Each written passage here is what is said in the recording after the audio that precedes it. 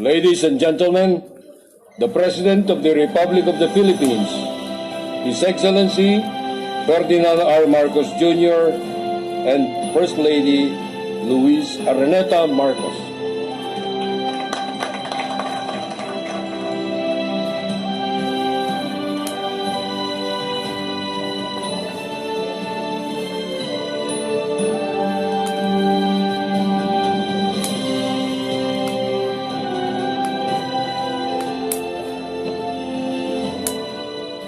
Good afternoon, ladies and gentlemen. Please take your seats.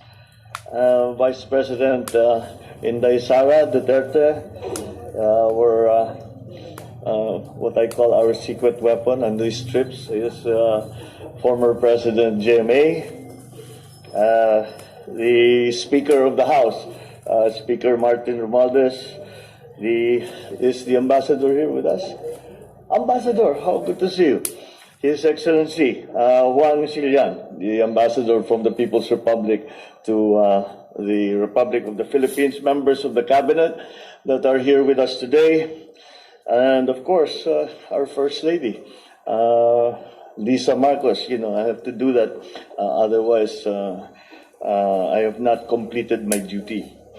And Pasay District Representative, yes, of course, Antonino Calixto, AFP Chief of Staff Lieutenant General Bartolome Bacaro, Philippine National Police. Imee, you're not here. Senator Imee Marcos, Philippine National Police Chief General Rodolfo Azurin Jr., my fellow workers in government, ladies and gentlemen, good afternoon. Isang mapagpalang araw at manigong bagong taon sa inyong lahat. I depart today for my 7th foreign travel since assuming the presidency. Upon the invitation of President Xi Jinping, I will be undertaking a 48-hour visit to the People's Republic of China. Significantly, this will be my first bilateral visit to a non-ASEAN country. I took a similar journey to China as a young man several decades ago, and I was witness to a historic milestone in Philippine foreign policy as I accompanied my mother, former First Lady Imelda Marcos, in 1976, as she laid the groundwork for the establishment of diplomatic relations between our two countries. Eventually, my father formally forged in June 1975 that diplomatic agreement. Since then, I have watched the development of our bilateral ties with great interest and attention. In undertaking this trip, I continue that legacy of strengthening the bonds of friendship established between the Filipino and Chinese peoples and fostering bilateral ties to a higher plane of cooperation. Although diplomatic relations between the Philippines and China were established only 47 years ago, our history of friendly exchanges with our northern neighbor goes back centuries. Bilateral cooperation has grown steadily. Today, our ties are deep, multifaceted, and mutually beneficial. China is our largest trading partner, a major source of official development assistance, and before the pandemic, the second largest source of tourist arrivals. As I leave for Beijing, I will be opening a new chapter in our comprehensive strategic cooperation with China. We will seek to foster a meaningful relation and broaden our cooperation in various areas, such as agriculture, energy, infrastructure, science and technology, trade and investment, and people-to-people exchanges, amongst others. I look forward to my meeting with President Xi as we work towards shifting the trajectory of our relations to a higher gear that would hopefully bring numerous prospects and abundant opportunities for the peace and development to the peoples of both our countries. In this regard, I also look forward to discussing political security issues of a bilateral and regional nature.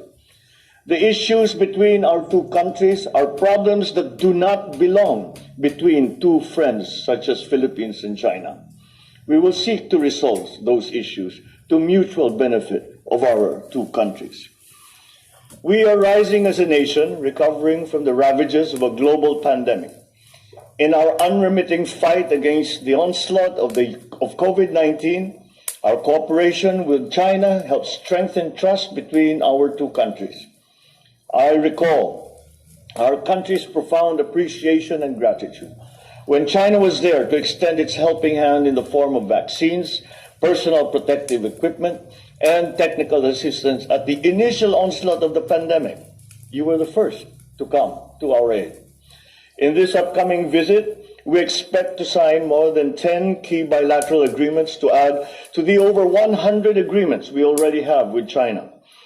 As our doors open up in the new normal, I will invite our Chinese neighbors to once again return to the Philippines as tourists, as students, investors. Aside from sharing the wonders of our archipelago with our Chinese friends, strengthened people-to-people exchanges will allow us to bridge gaps in understanding between our two countries at every level. I shall push for the resumption of tourism and cultural cooperation between our two countries. In Beijing, we will seek to harness the potentials of our vibrant trade and investment relations as we accelerate the post-pandemic growth of our economy. In these meetings, I will be joined by key private sector representatives who have been and will continue to be our partners in boosting our economy. I hope to return home to the Philippines with a harvest of agreements and investments that will benefit our countrymen and further strengthen the foundation of our economic environment. As with my previous state visits last year, we will continue to pursue initiatives in the priority areas that we have identified: the agricultural sector, the guaranteed food supply, the guarantee of prices, of food prices that are affordable to all Filipinos, our long-term strategies and plans on energy, particularly renewable energy, and our long-term plans for our nation's emergence into the new global sustainable digital economy. Thank you very much, and wish me luck on this very important trip that we are taking.